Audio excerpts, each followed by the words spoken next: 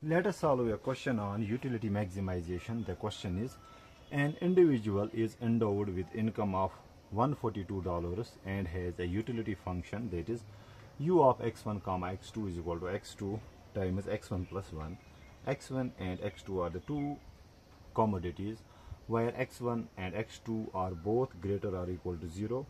The unit price of x1 and x2 are $2 and $3 respectively.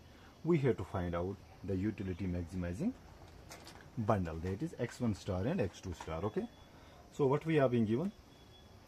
We are being given the utility function, that is u is equal to x2 times x1 plus 1. This is our utility function. Also we are being told the price of x1 is being given as $2, price of x2 is being given as $3, and income of the consumer is equal to $142. Okay, we need to find out the optimal consumption bundle here, okay, that maximizes the utility of the consumer. So this is a question of utility maximization, that is our endeavor is to maximize the utility, which is equal to, let's multiply it here, so this becomes x1 times x2 plus x2, okay, subject to the budget constraint. What will be the budget constraint? That is let me write it here, price of good 1 times units of good 1 consumed plus price of good 2 times units of good 2 consumed. It should be equal to the total income of the consumer. Okay, so P1 and P2 are being given us here, that is 2 and 3. Can we write it 2x1 plus 3x2 should be equal to the income of the consumer 142. Okay, so graphically what exactly is meant by this stuff? Simple thing, with the given budget, and let's write x1 on the horizontal axis, x2 on the vertical axis. With the given budget, okay, consumer wants to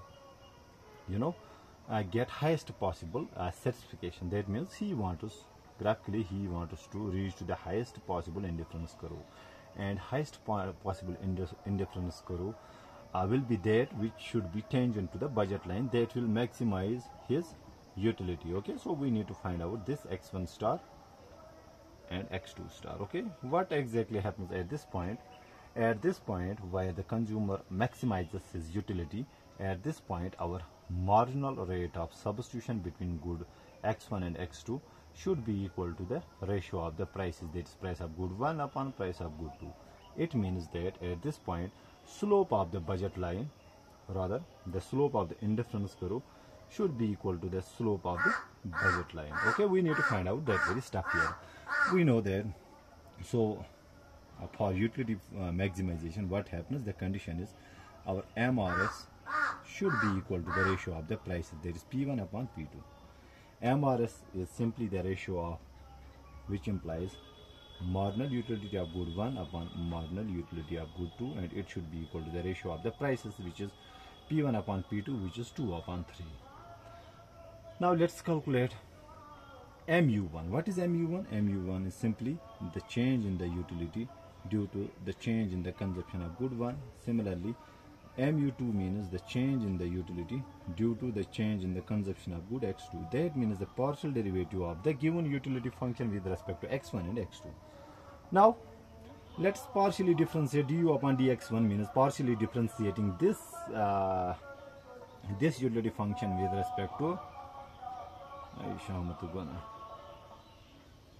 so let us see here, the derivative of x1 is 1, so we are left with x2 here only. Okay, and derivative of x2 with respect to x1 is 0 because it is treated as constant, because we are taking the partials with respect to x1. Okay, so du upon dx1 comes out to be x2. Similarly, we need to find out du upon dx2. That means this time we partially differentiate with respect to x1. So derivative of x1 is x2. So derivative of x2 is 1. We are left with x1 plus 1. So it should be equal to 2 upon 3. Okay. Election tough. So I'm really sorry for this background noise here. So we have this relation now. Okay.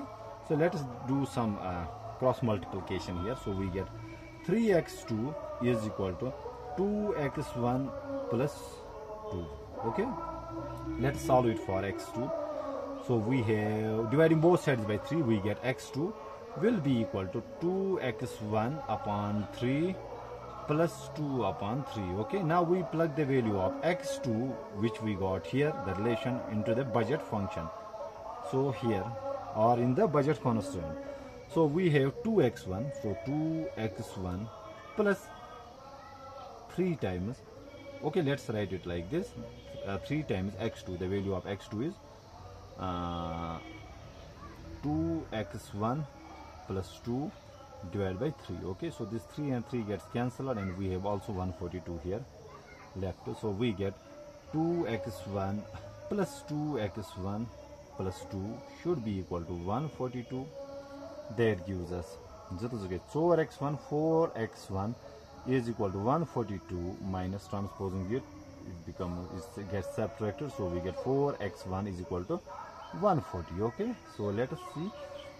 Dividing both sides by 4, x1 will be equal to 4 3s are 12, 3 is 4 5s are 20. So the units of x1 that the consumer should purchase or consume or buy is equal to 35 units.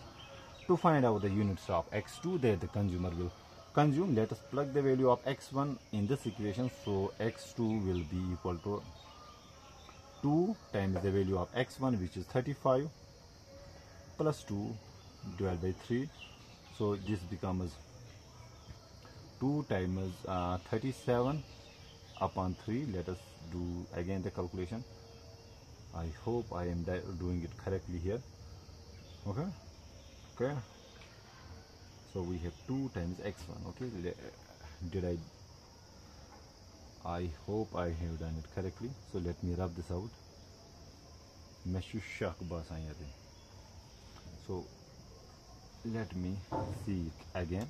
So we have 2 times x1 means 2 times 35 plus 2 divided by 3. Okay, so this becomes 2 5s are 10, 2 3s are 6, that is 7 plus 2 divided by 3. So this becomes 72 upon 3, which is 3 2s are 6, 3 4s are 12. That means consumer will consume x2 will be equal to 24. That means at equilibrium consumer will consume 24 units of good x2. Okay, I hope I make myself clear in this video. Thank you. Okay.